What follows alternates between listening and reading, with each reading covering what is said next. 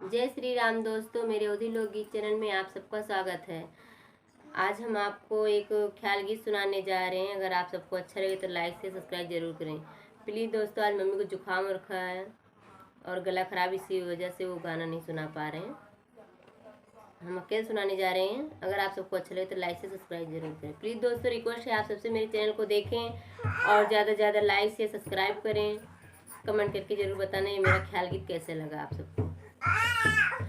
गोदिया में रोवे नंदीला